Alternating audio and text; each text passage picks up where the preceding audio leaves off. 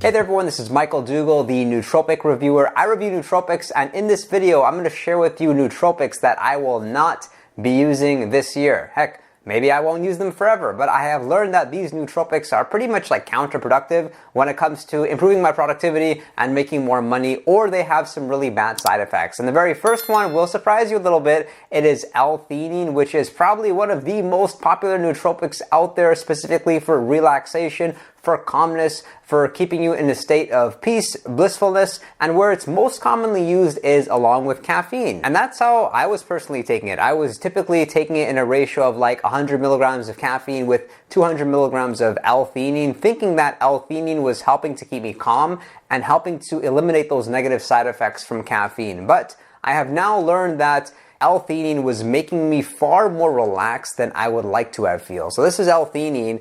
If you were to get it by itself, it's typically sold in like 200 milligram capsules, and it's great for mood. It's great for relaxation. But if you're somebody whose goal is to like really just get the most out of your day, be as productive as possible, and you don't find caffeine really does cause you to have like severe anxiety, then I would say you're going to be better off with L-Theanine. And if you just take it by itself, then the problem is that you may be a little bit too tired or too relaxed to want to do anything that would help you to go ahead and achieve your goals. So it's interesting that I've been using L-Theanine for years, sometimes once a day, sometimes twice a day, but over the past 3 months, what happened was I stopped using L-Theanine. I pretty much like only had a little bit if I was using a nootropic blend or a pre-workout that had some L-Theanine contained within the product, and my productivity has really shot up, and I've learned that L-Theanine may be something that I don't need perhaps at this stage of my life. Here's the thing about caffeine. Like, there's no denying that caffeine and L-Theanine is a very effective product, but the way that I prefer using my caffeine is I'm using it before I make calls or before I make presentations. So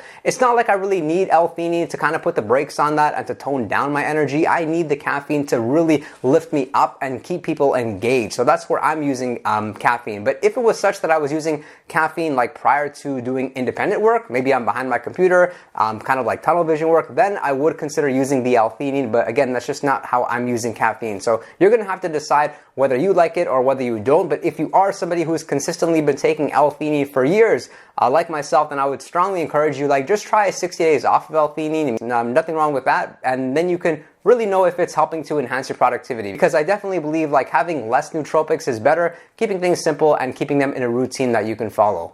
Then here's the second nootropic. It's Magnolia bark. These are the tablets from Nootropics Depot, though I also have the powdered form from Lift Mode, and many of you, like, you kept on encouraging me to try Magnolia bark, and I hate to say it, but I've tried it so many times, it really doesn't do much for me. I have used it during the course of the day as well as prior to sleeping, and what Magnolia bark is good for, similar to L-Theanine, is to help keep you relaxed, help you to be productive while maintaining like a state of peace, yet it's not something which is going to like put you to sleep straight away like melatonin will. And so there's a lot of success stories out there of people using Magnolia bark for productivity. These are pills which are 200 milligrams each.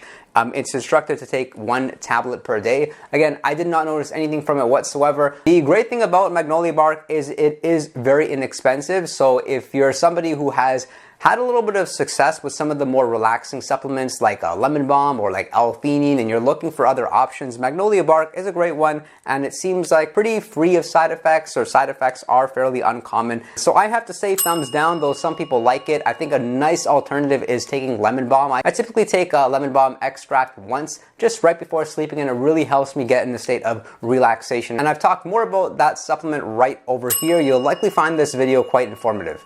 This is the next supplement that I will be discontinuing my use from. It's Panax Ginseng, and I've used a number of different forms of ginseng over the past few years, and I really like that it does help to decrease my stress levels, yet it's slightly stimulating, which means you can't take it too close to bedtime, and it gives this like kind of like uncomfortable stimulation, a little bit like caffeine, which is not what I want from a product that I'm going to be using for relieving stress. A great alternative to that is Rhodiola Rosea. Of the ginseng products, I would say the best one, from my experience so far, would be this form here. It's the GS15-4 by Nootropics Depot.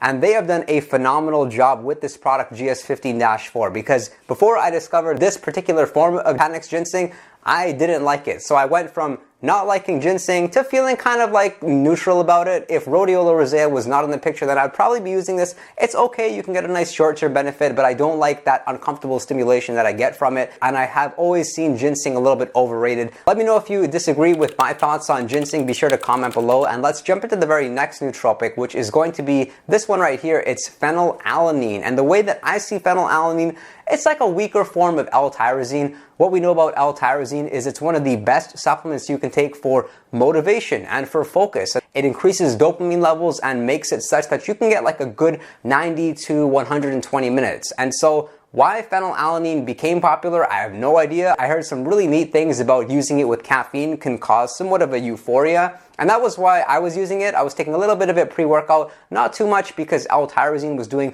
most of the magic when it came to using something along with caffeine for the energy production benefits. And with phenylalanine, I've been a little bit disappointed. I didn't notice any sort of like cognitive enhancing effects. What commonly happens after a couple of weeks of use of phenylalanine is people seem to build their tolerance and that they need to take more phenylalanine in order to get the same benefit that they got from day one. So this is the product L-Phenylalanine from Nootropics Depot. I wouldn't advise you get the powder. If you do choose to try it in capsule form, it's going to be just as effective while not having that bad taste in your mouth, because this stuff really does not taste great at all. This is our next product. These are the melatonin capsules, 300 milligrams each, and the way that I was using it prior was to help me when I was jet lagged. Maybe I was helping it on a day that I needed to fall asleep earlier than I would typically need to. But now I've learned that rather than taking melatonin, I'd be better off just doing something like having a warm shower before I sleep, maybe reducing my caffeine intake throughout the course of the day. But if you have tried enough nootropics specifically around sleep, then you'd likely find a better alternative, because what you need to understand about melatonin is that you are ingesting basically a hormone. You're going to be better off relying on your own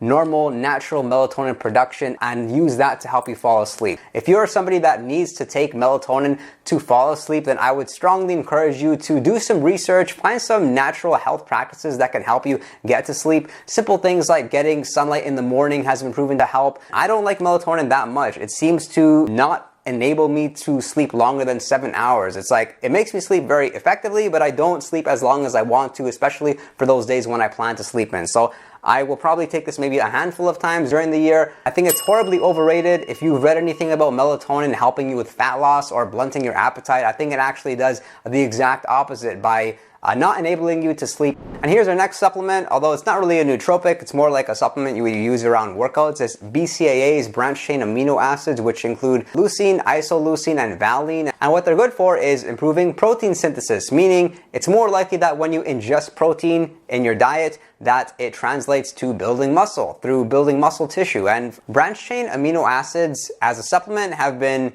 in my routine, out of my routine, and I pretty much concluded like I don't really have any use for them, because one thing good about BCAAs is that they will help you with recovery, they will help you build muscle post-workout, but if you're already taking like a post-workout protein shake, or if you're eating a meal, then you're going to be just as fine. There are some people who say like if you take branched-chain amino acids independently before your meal, it can really help you to boost protein synthesis and make it such that you actually build more muscle during the course of the day, but I have seen no difference whatsoever. And as far as it being a nootropic, there's pretty mixed evidence. There was actually a study done a couple years ago when they said that BCAAs could actually negatively influence mood.